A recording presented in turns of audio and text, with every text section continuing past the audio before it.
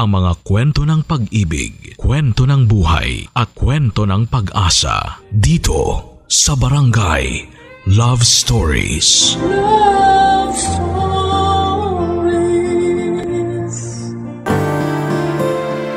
Magulang ang unang mga taong nakikilala natin para magkaroon tayo ng pagkakakilanlan. Mga magulang na siyang dumidikit sa ating pagkatao para mabuo natin kung sino at ano ba tayo sa pagtanda. Ikaw kabarangay, ano ang epekto sa iyo ng magulang mo? Dear Papa Dudut, isa ako sa mga tagapakinig ng Barangay LS 97.1 sa Spotify. Doon ako nagmamarathon ng mga kwento ng mga kabarangay natin. Ako nga pala si Topper, 40 years old, breadwinner ng pamilya. Simula nang nakapagtapos ako ng pag-aaral at nakapagtrabaho, ay sa akin na inasa ng pamilya ko ang pang-araw-araw namin. Inako ko ang responsibilidad kasi gusto ko rin naman.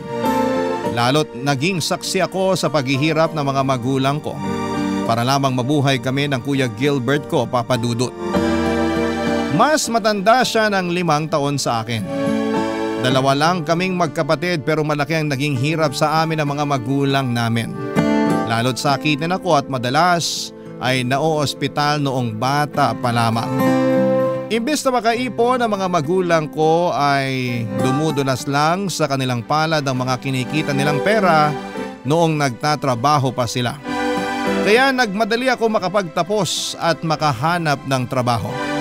Pinalad naman at napili akong magtrabaho sa isang sikat na kumpanya na merong mataas na pasahod. Mataas agad ang posisyong nakuha ko. Naging mabilis tuloy ang pagbawi ko sa mga magulang ko. Kaya lang ay maagang kinuha ng Diyos si tatay.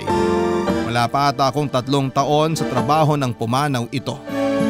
Labis ko yung dinibdib. Lalo't gusto ko pang maibigay sa kanya mga hindi niya nararanasan noong nabubuhay pa siya. Kaya naman pinangako ko sa sarili ko na ibubuhos ko na lamang sa aking ina ang hindi ko nagawang iabot sa aking tatay, Papa Dudut. Hindi naman maluho si nanay.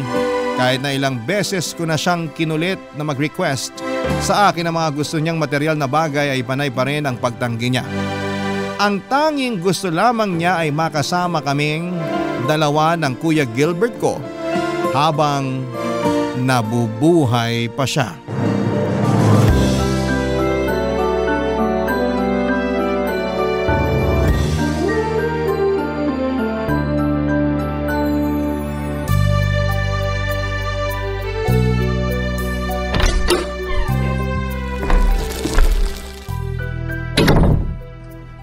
Nay? Oh, Topper! Ginabi ka ng uwi.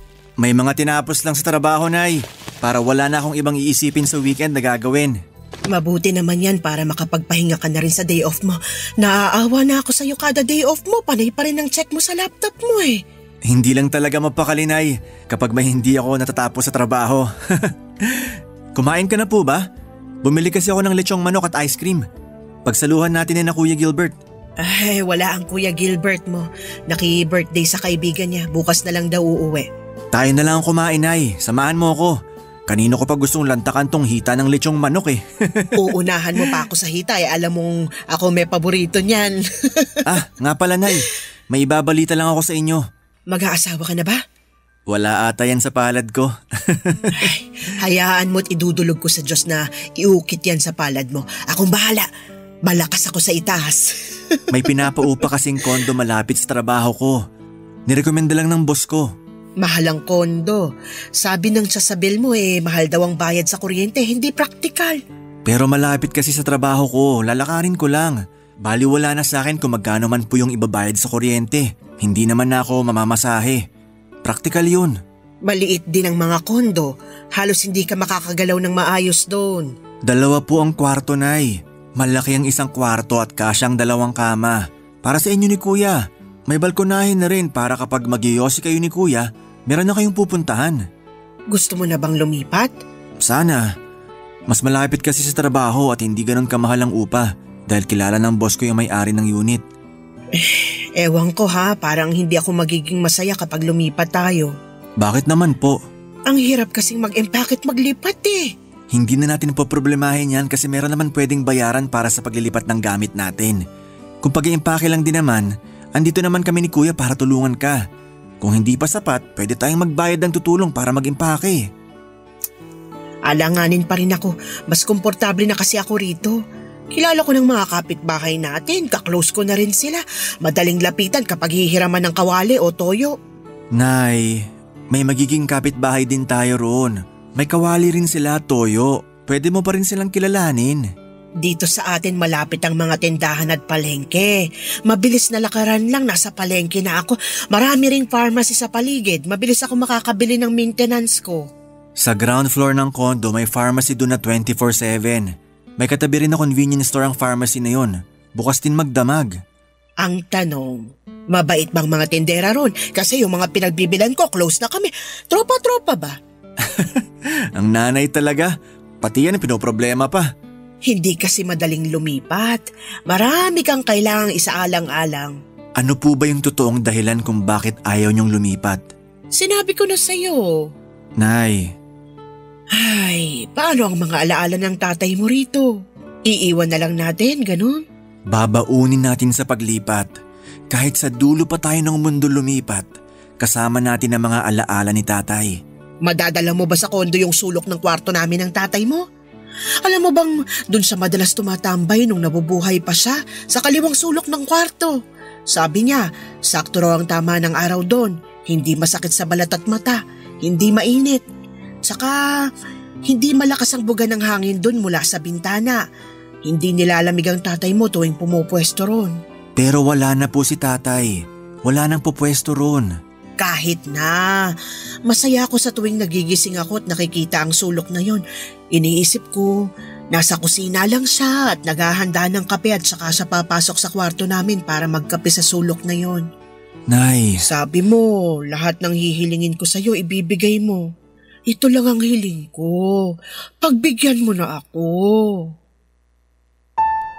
Hindi ko na sinagot pa si Nanay Papadudot. Panalo na siya. Nagamit niya sa akin ang mga sarili kong salita laban sa bala ko. Hindi ko na rin siya pinilit pa na lumipat, Papadudot. Alam ko naman na kapag matanda ka na, sentimental ka na sa maraming bagay. Si Nanay ang nangunguna sa amin sa pagiging sentimental. Kaya hindi niya magawang bitawan ang tinitirhan naming bahay. Doon na kasi kami tumira mula pagkabata namin ni Kuya. Doon na kami lumaki at nagkamalay. Masyado na ngang luma ang bahay kung tutuusin.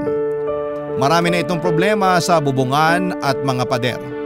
Isa yon sa mga dahilan kung bakit gusto ko na ring lumipat dahil hindi na ako komportable sa mga sira ng bahay namin. Kaya lang ayaw talaga ni Nanay umalis kaya napilitan akong pumayag sa gusto niya. Nang hinayang ako sa kondo na nirekomenda ng boss ko, sa totoo lang, gusto ko pa naman sana ng pagbabago at para hindi na rin ako mahirapan sa pagkukommute. Mas pinili kong pagbigyan kung saan magiging masaya at komportable ang nanay ko. Iyon na rin naman ang nakasanayan ko lalo na noong namatay si Tatay Papadudot. Para ba akong laging natatakot na baka hindi ako makabawi sa nanay ko tulad ng nangyari kay tatay. Kaya naman sinusulit ko ang bawat sandali na kasama ko si nanay at sinusunod ang lahat ng mga kahilingan niya. Hindi na natanggal ang pagiging balisa ko sa salitang kamatayan. Lagi akong pinangungunahan ng anxiety at takot ako sa tuwing naiisip ko na mawawala si nanay. Hindi kasi ako nakapaghanda noong namatay si Tatay Papadudot. Kaya bantay sarado ako kay nanay. Lahat ng magpapalusog at magpapasaya sa kanya ay ibinibigay ko. Ayoko na kasing maramdaman yung klase ng panghihina at panghihinayang na naramdaman ko noong lisanin ni tatay ang mundong ito. Kaya kahit may desisyon si nanay na labag sa kalooban ko, ay pinagbibigyan ko pa rin, Papadudot.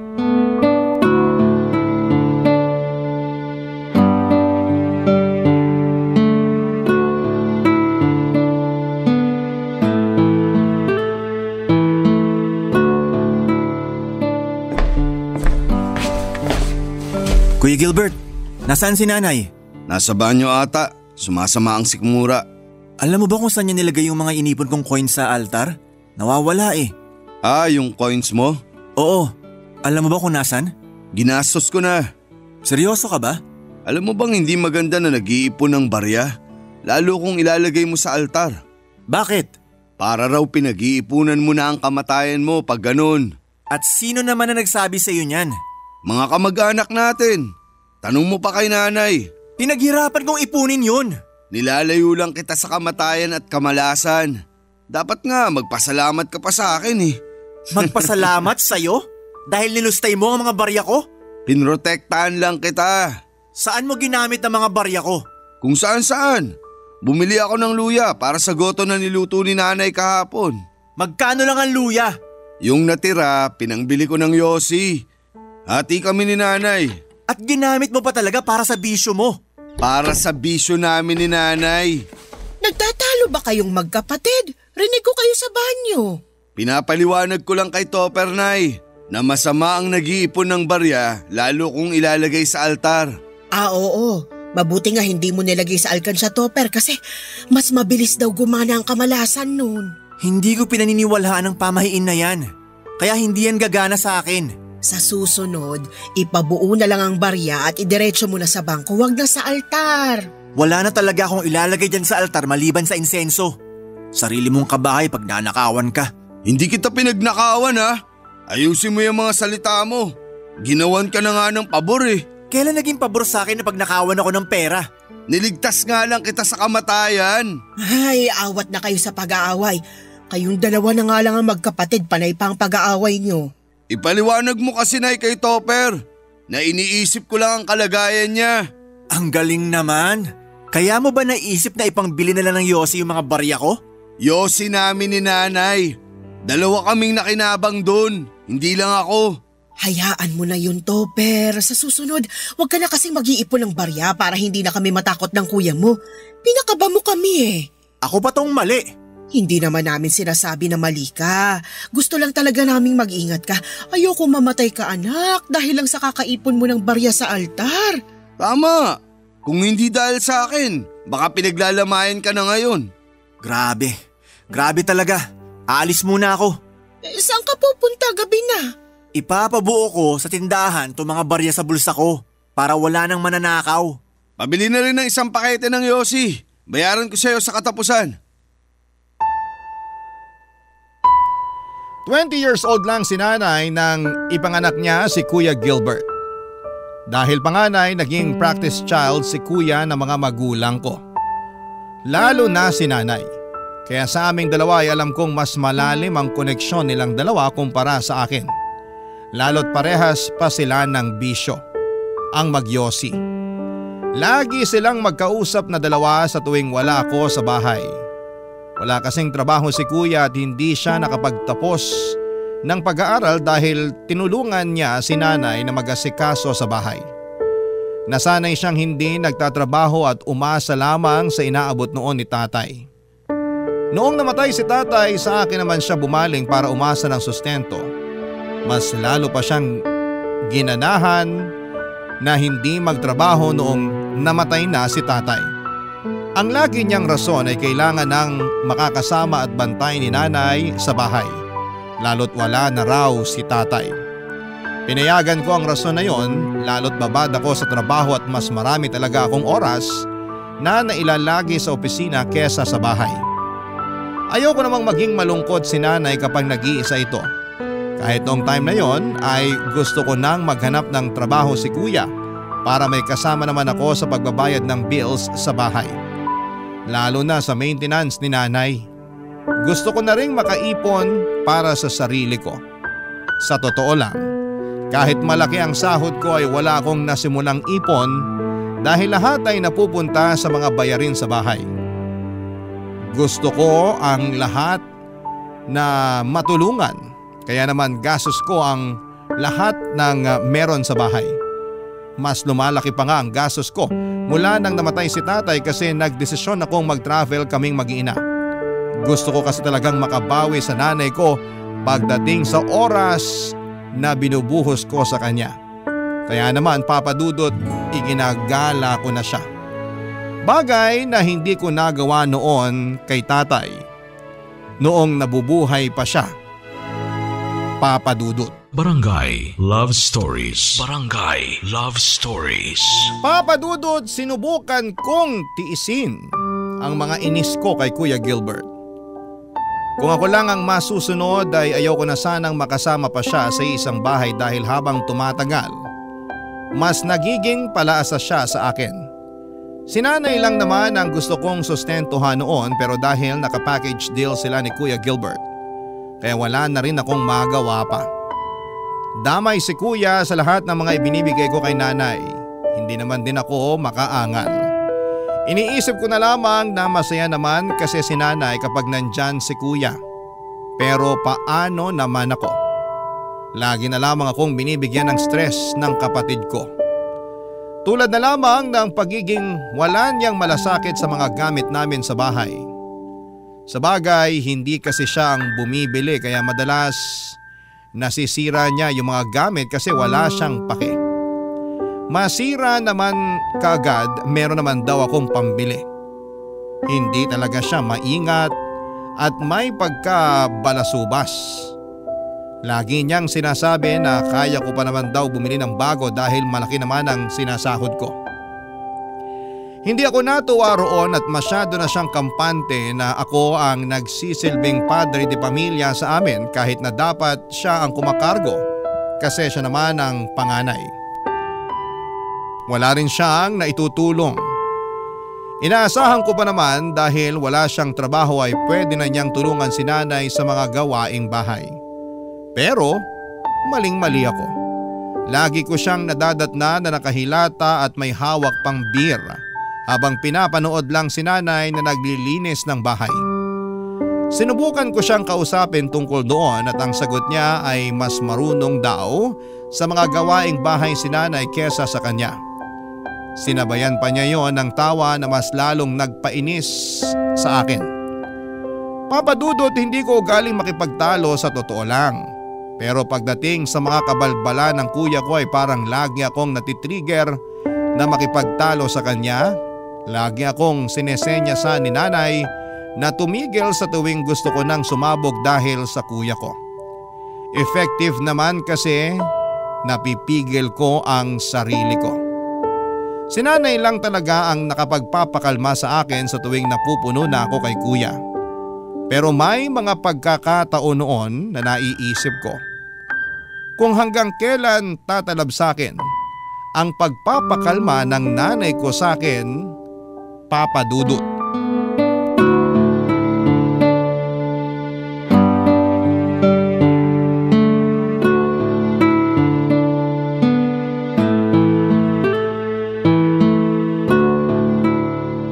Ano ka ba naman, Gilbert? Ano ba tong ginawa mo sa aso natin? Magiging lola ka na, Nay! Congrats! Hindi nakakatuwa. Bakit mo pinabuntis tong aso natin? Para maibenta natin, Nay. Sayang naman. Ang ganda kaya nitong chihuahua natin. Quality. Dapat pinapalahian talaga to eh. Nay? Topper, anak. Mabuti at dumating ka na. Sabayan mo na kami ng kuya mo na maghapunan. Hindi pa rin kami kumakaing dalawa. Sige po. Bumili na rin ako ng inihaw na panganan tuna. Idagdag natin sa ulam. Topper, magiging tatay ka na. Ano? May nabuntis ako? Hindi ikaw. Yung aso mong chihuahua. Ano? Parang 1 buwan na atang buntis. Base sa pagkakakapa ko sa tiyan niya. Hindi mo ba napansin na medyo umumbok yung tiyan niya? Paano ko mapapansin? Ibabad ako sa trabaho. At least ngayon, alam mo na. Congrats! Nay, bakit hindi niyo binantayan yung aso natin? Ewan ko ba naman dyan sa kapatid mo? Wala na tayong magagawa. Nangyari na eh. Tanggapin na lang natin yung mga magiging anak niya. Kung ayaw mo ng dagdag na aso rito sa bahay, pwede ko namang ibenta. Para may pangbakasyon din ako sa birthday ko. Pinagkakitaan mo pa talaga? Kesa naman masayang yung mga anak niya, di ba? Hindi pa nga natin alam kung mabubuhay ang mga anak niya. Pwede silang mamatay sa ginawa mo. Oh, di ikaw na tong magaling. Pasensya na kung iniisip ko lang ang pangangailangan ng aso natin. Iniisip mo ba talaga ang pangangailangan ng aso? O nangangailangan ka lang talaga ng panggastos? Sana humingi ka na lang sa akin kaysa pinakailaman mo tong aso natin. Huwag na kayong magtalo. Wala na tayong magagawa.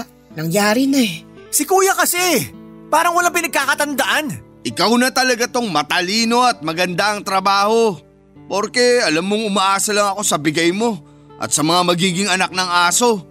Hayaan mo, kapag nanganak niyang aso, lahat ng mapagbebentahan ibibigay ko sa'yo. Hindi yan ang gusto kong puntuhin dito. Topper, sinabi kong awat na eh. Papa Dudut mahinahon at kalmado lagi si nanay kaya laking gulat ko nang sumigaw na ito. Ni minsan ay hindi niya kami sinigawang magkapatid, maliban na lamang noong gabing yon. Kaya mas lalo akong naggalit kay kuya. Huminto na rin ako sa pakikipagtalo sa kanya at pinili na lamang na pumasok ng kwarto ko. Hindi na ako nakasabay na kumain sa kanila. Nakailang katok sa pinto ko si nanay pero hindi ko siya pinagbuksan. Nasaktan ako sa direktang pagkampi niya kay kuya. Kahit dati pa noong mga bata kami ay si kuya rin madalas ang kinakampihan niya. Naintindihan ko yung sitwasyon kasi noon ay mas paborito naman ako ni tatay. Kaya lang noong namatay na si tatay at kaming tatlo na lamang ang naiwan, minsan pakiramdam ko ay nag-iisa na lamang ako. Dahil sa ganong pag-iisip ay hindi ko napigilang maiyak. Binuksan ko ang TV ko sa kwarto, nilakasan ko ang volume para matabunan ang tunog ng pag-iyak ko. Hindi po ako iyaking lalaki pero nasaktan talaga ako noon. Nahaluan pa ng stress at pagod sa trabaho. Lumipas ang ilang linggo at pinipilit ko pa rin maging productive sa trabaho sa kabila ng pagkabuisit ko sa kuya ko. Nadagdagan na naman yung pagkabanas ko kay Kuya Gilbert dahil sa isang pangyayari. Madaling araw noong magising ako.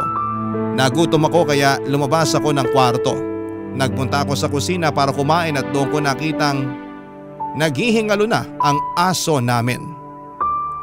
Nagmadali akong maghanap ng vet clinic na bukas pa ng mga oras na yon. Nakahanap naman ako at nagmadaling itinakbo doon ang aso namin pero sa kasamaang palad ay hindi na ito umabot pa ng buhay.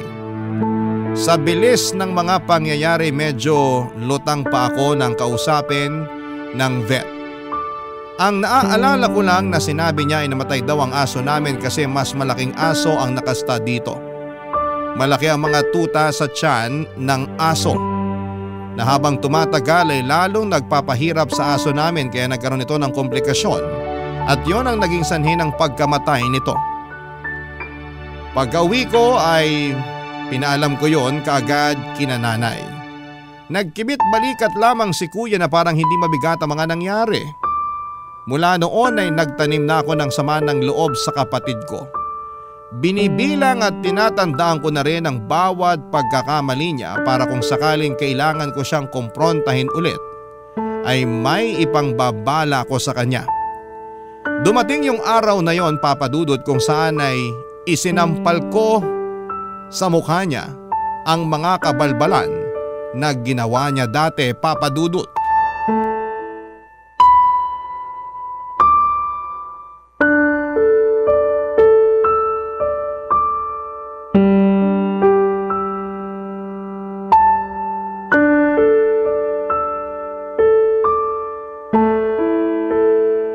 Kuya Gilbert, mag-usap tayo. Asan si nanay? Nasa kwarto siguro. Nahihilo raw. Bakit? May sumugod na babae sa office namin kanina. Jenna raw ang pangalan.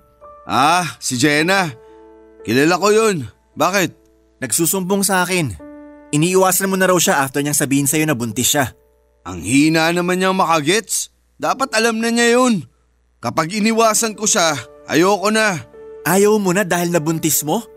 Tulad ng mga dating nabuntis at tinakasan mo. Alam mo naman na pala. Bakit kailangan komprontahin mo pa ako tungkol kay Jenna? Kasi nakakahiya. Sinugod ako sa opisina. Akala nila ako nakabuntis sa kanya. Sabihin mo, di pa nga ako sigurado kung ako yung ama ng pinagbubuntis niya. Sigurado akong sa'yo yun. Hindi ako nagkakamali kapag may tinatakasan kang babae. Lagi mong sinasabi na hindi sa'yo yun. Pero pagkalabas ng bata, halos walang pinagkaiba sa mukha mo. Sobra ka namang mangusga. Tandaan mo, ako pa rin ang kuya mo. ikaw pa rin ba ang kuya sa ating dalawa? Kasi parang ako na yung umaako nun eh. Ako ang bumubuhay sa pamilya natin. Ako ang problema sa mga kalokohang pinapasok mo. Kung ano man ang problema ko sa mga nabubuntis ko, hayaan mo ko. Huwag mong problemahin. Paano hindi po problemahin? Ako ang sinusugod ng mga nabubuntis mo. Ako ang ini-stress nila sa tuwing tinatakasan mo sila. Pwede naman kasing wag mo na lang silang harapin tulad ng ginagawa ko. O di tapos ang problema. Hindi rin natatapos ang problema, kuya naman. Kailan ka ba talaga magtitino? Pagod na akong sumasalo sa mga problema mo. Pagod na nga ako sa kakatrabaho. Hindi ko pa mailagan lahat ng sakit ng ulo na binibigay mo sa akin. Ano na naman ba tong naririnig ko? Umiidlip ako eh. Bakit ba nagtatalo na naman kayo magkapatid? Si Topper kasi, Nay. Feeling perfect. Kanina pa ako inuusgahan dahil nakabuntis na naman ako. Nakabuntis ka na naman? Kumalma ka, Nay. Hindi pa nga ako sigurado kung sa akin yun eh. Ano ba naman, Gilbert? Panglima mo na yan ah. Hanggang kailan mo tatakasan ang responsibilidad mo sa mga babaeng nabuntis mo? Pogi problems talaga to, Nay. Kasalanan nyo to ni tatay. Gumawa-gawa kayo ng poging anak. Ayan tuloy, habulin. Habulin ng mga obligasyon. Pwede bang makipagbiruan ka na lang sa amin ni Nanay, Topper? Panira ka naman ng moment eh. Hindi biro mga ginagawa mo, kuya. Ilang babae pa bang bibiktimahin mo bago ka matuto? Pag binigyan ako ni Lord ng 10, doon na siguro ako hihinto.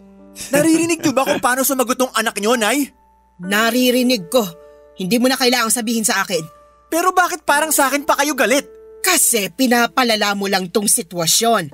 Ang pangit na nga nang nangyari sa kapatid mo, gagatungan mo pa ng sermon. Kasi kung hindi ko siya sa sermonan, sinong gagawa? Ni hindi niyo siya mapagsabihan ng tama, kaya umaabot na si 5 nabubuntis niya.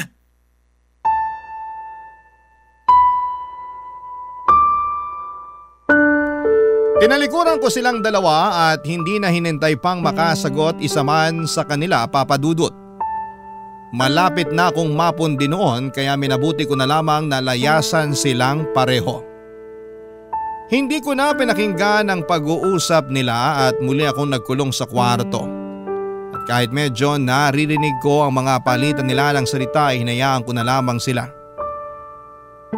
Hindi na ako nakialam pa. Sila naman ang may problema at hindi ako. Bakit ko ba i-stressin ang sarili ko para intindihin at pakisamahan sila?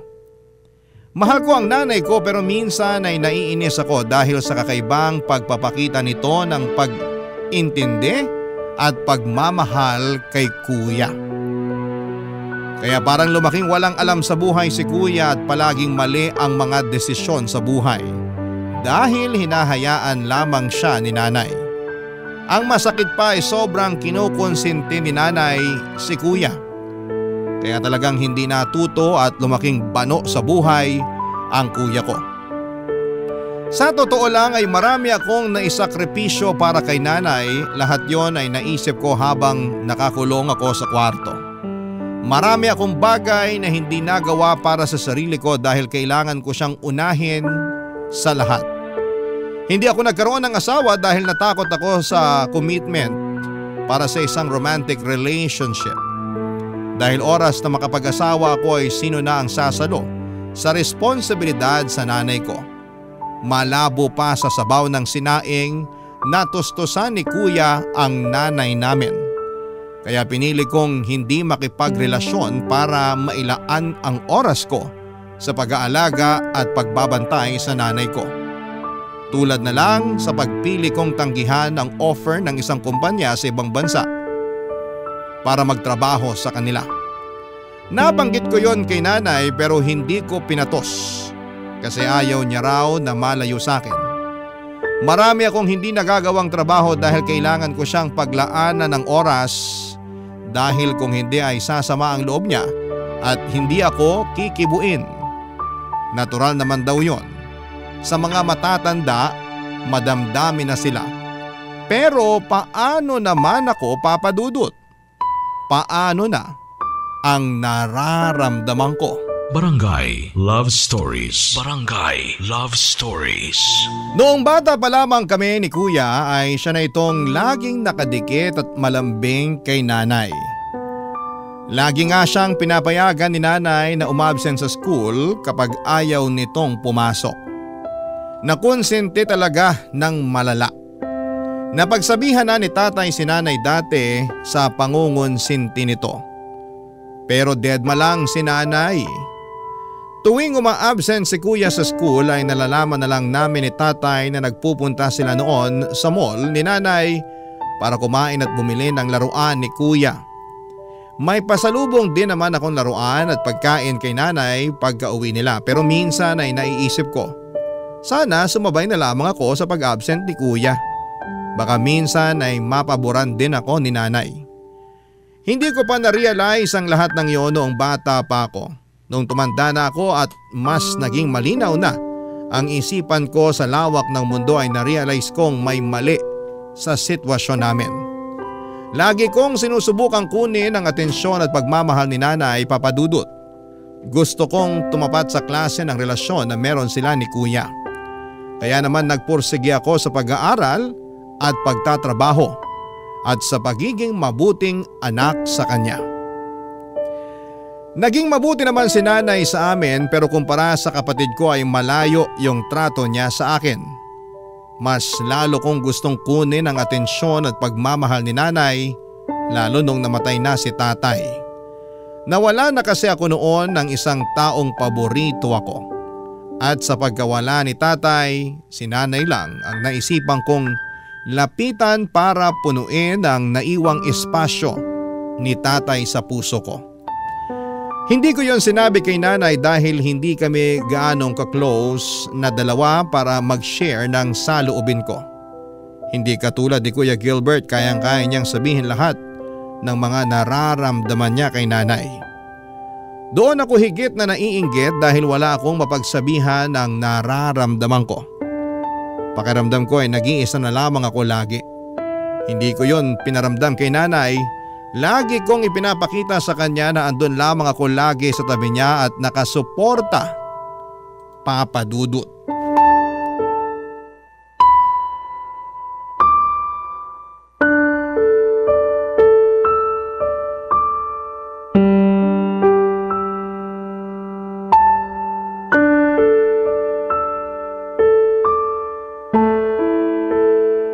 Nay?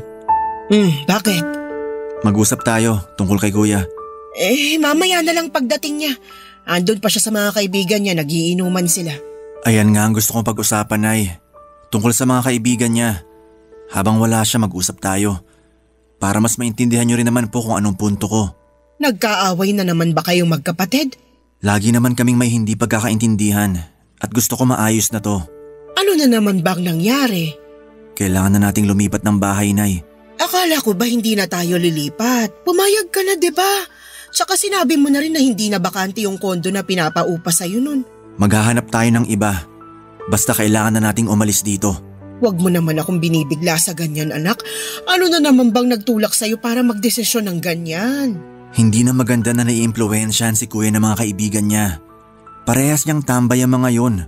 Walang ibang pinagkakaabalahan kundi mangbuntis ng mga babae at hindi naman papanagutan. Kailangan nating ilayo si kuya sa kanila para makapagbagong buhay na siya.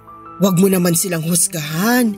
Pwede namang magkamali ang mga tao hindi naman bawal yon.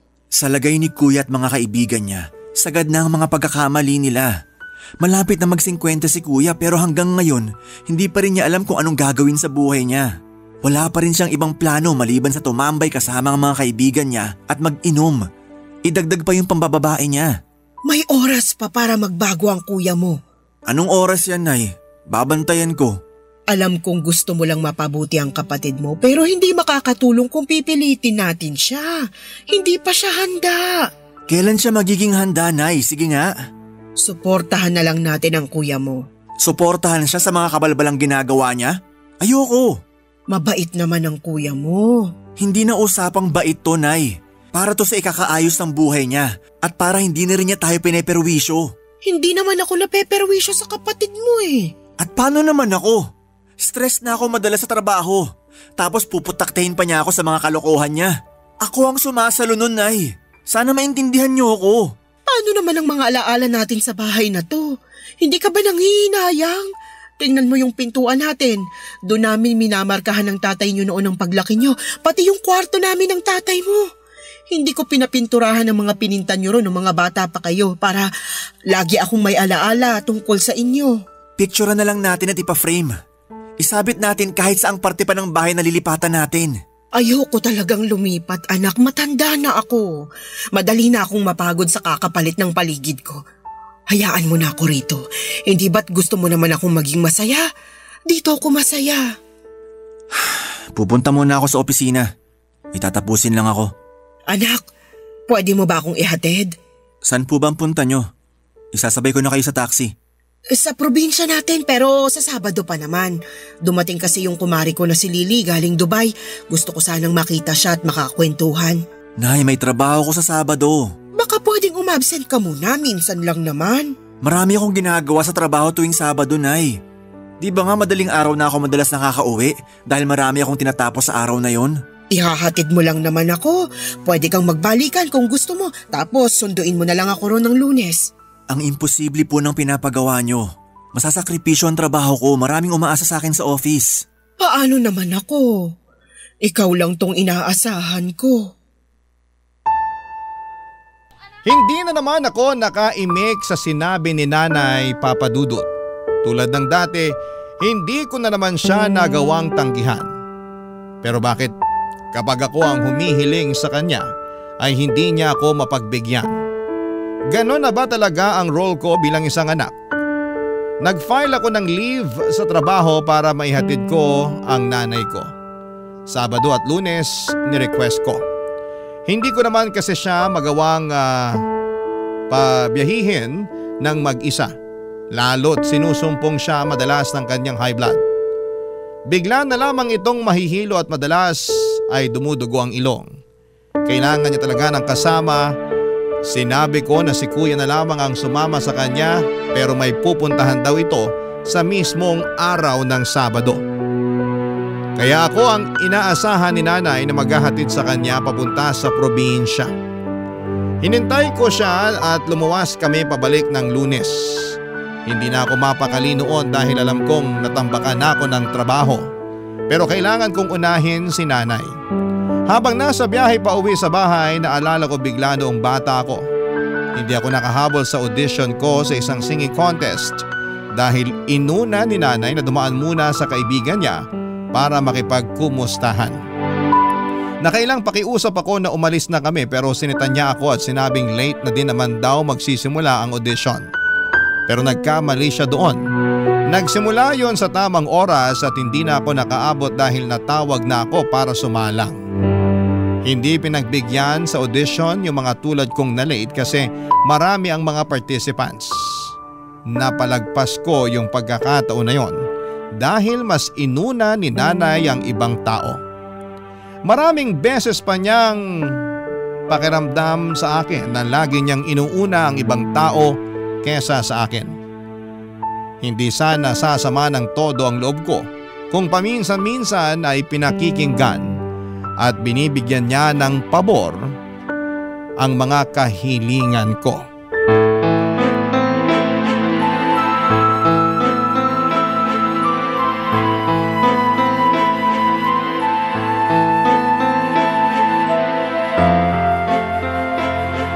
Kuya, Bakit na naman? nagda-drugs ka ulit? Grabe ka namang mambintang. Yung totoo. Matagal na akong hindi gumagamit. Wala rin naman akong pambili. Di ba nga hindi mo na ako sinusustentuhan? Saan naman ako kukuha ng pera para sa drugs? Lagi kang nakakagawa ng paraan para sa drugs dati. Dati yun.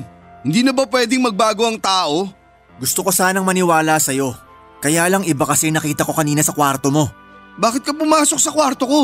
Kasi pinakuha ni Nanay ang plancha sa kwarto mo. Gusto mong magpaliwanag? Bigay lang sa akin yun. Kaya binili mo o binigay, mali pa rin gumamit nun. Yan na nga lang ang takas ko sa pagbubunganga mo. Haharangin mo pa. Humahanap ka na naman ng rason para maipagtanggol ang baluktot mong pamumuhay. Ikaw na talaga lagi ang perfect. Ang linis mo eh. Parang hindi mo na kailangang maligo kasi wala kang dumi sa katawan. Ganyan ka talaga, no? Kapag nako-corner ka na sa kalokohan mo, bigla ka maghahanap ng ibang iinsulto sa akin. Nako, ano bang pang-iinsulto sa'yo? Hindi nga kita mahanapan ng ipipintas kasi nga, di ba? Perfect ka. Hindi kasi to tungkol sa akin. Dahil to sa issue mo sa pagdadrugs. Sige, ipagsigawan mo pa para marinig ng mga kapitbahay. Mas concerned ka pa sa sasabihin ng kapitbahay? Pero wala kang concern sa mga kasama mo rito sa bahay? Paano kapag natiktikan ka? Ay di damay kami. Bakit? Pusher ba ako? User lang naman ako Bakit ako titiktikan? Akala mo safe ka porque di ka nagbebenta? Anong pag-iisip yan? Safe ako. Paminsan-minsan lang naman ako gumagamit kapag may nag-aabot. At paano naman kami ni nanay? Naisip mo ba na safe kami kapag nakakagamit ka? Paano kung mawala ka sa sarili mo? Alam mong pwede kang makagawa ng hindi maganda dahil sa drugs na yan. Hindi ko kayo gagalawin. Huwag kang mag-alala. Kaya kong kontrolin ang sarili ko. Sabihin mo yan kapag drugs na nag-control sa'yo sa susunod. Nagtatalo na naman kayo? Nay, si Kuya Gilbert, bumalik na naman sa pagdadrugs. Gilbert! Stress at pagod lang ako kaya ako napagamit, Nay. Stressed ka pa? Pagod? Samantalang wala ka namang ibang ginagawa kundi tumambay. Saan ka nakakakuha ng stress at pagod? Sa'yo at sa pagiging pakialamero mo sa buhay ko. Gilbert, akala ko tumigil ka na. Anak naman, masama yan eh. Lumayas ka na lang dito sa bahay, kuya. Bago kami mapahamak sa mga ginagawa mo. Bakit ako lalayas? Bahay ko rin naman to. Nag-aambag ka sa upa? Sa kuryente man lang? Mineral water? Anong ambag mo?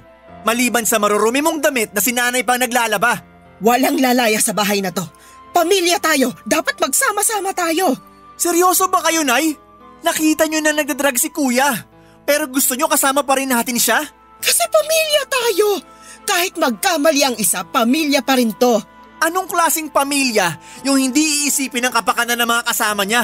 Pamilya pa ba? Tungturingan natin? Huminahon ka muna kasi nadadala ka lang ng emosyon mo kaya ganyan ka magsalita eh. Ganito ka magsalita dahil napupuno na ako. Ilang beses na tayong pinahamak ni kuya noon. Huwag na tayo magdagdag ngayon, parang awa nyo na. Hindi ko na kaya, Nay.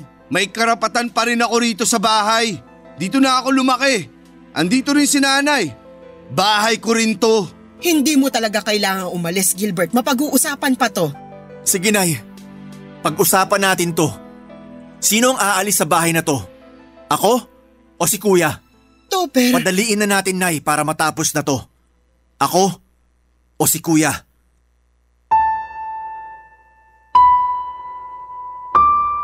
Napatitig sa akin si nanay, sinisiguro niyang seryoso ako bago siya sumagot. Hindi naman makatingin ang diretso sa akin si kuya at napansin ko ring pinagpapawisan ang noo niya. Siguro alam niyang dehado siya sa pilian. Pero sa totoo lang, pakiramdam ko noon ay dehado rin ako. Sa lalim ng koneksyon ni nanay at Kuya Gilbert ay malaki ang posibilidad na mas piliin ni nanay si kuya. Hinanda ko naman ang sarili ko.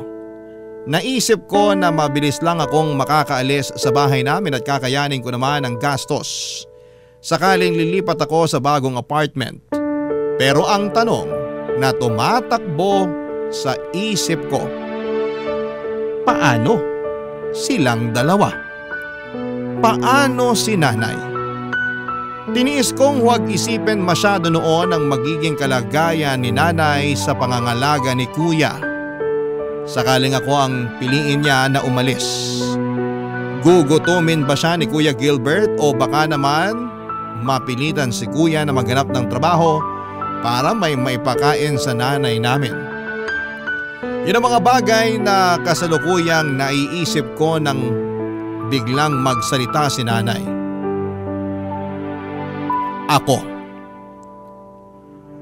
Ako raw ang pinipili niyang manatili sa bahay. Parang hindi naman nagulat si kuya sa naging desisyon ni nanay. Parang inaasahan na niyang ako ang pipiliin. Kabaligtaran naman sa akin, inasahan kong si kuya ang pipiliin dahil siya ang paborito. Pero naligayahan ang puso ko nang sa wakas ay nagkaroon ako ng espasyo sa puso ng nanay ko. Humingi ng tawad si nanay kay kuya at pinagsabihan na itigil na ang paggamit ng pinagbabawal na gamot. Sana naman ay nakinig si kuya at magbago na talaga. Matapos noon, Papa Dudut, ay sinabi ni nanay na handa na siyang lumipat ng bahay kung saan ay mas malapit sa trabaho ko at mas makakatipid. Baka raw oras na rin ng pagbabago. Doon nasiyahan lalo ang puso ko, sa wakas ay nakinig na si nanay sa akin.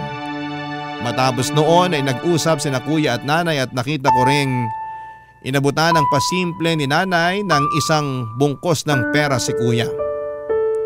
Inipon niya yon mula sa mga inaabot ko sa kanyang allowance kada sahod ko at sa mga natatanggap kong komisyon. Naging mahirap din sa akin ang desisyong yon, lalo't nasasaktan ako na makitang malungkot si nanay dahil sa paghihiwalay nila ng panganay niya. Pero kesa naman parehas kaming malubog sa bangkang sinasakyan namin, balang araw ay maiintindihan din niya ako. Hanggang dito na lamang po ang liham ko at sana'y nakapagbigay ako ng aral para sa mga pamilyang nakikinig sa Barangay Love Stories. Abangan ko pong ma-upload ang kwento ko sa online sakaling hindi ko matsyempohan ng live. Muli maraming salamat po sa inyo Papa Dudut at pagpalain ng Barangay LS. Muli maraming salamat. Ang inyong kapuso at kabarangay, Topher. Nagustuhan ng iyong napakinggan? Ituloy yan via live stream sa www.gmanetwork.com/radio. Barangay LS 97.1 Forever.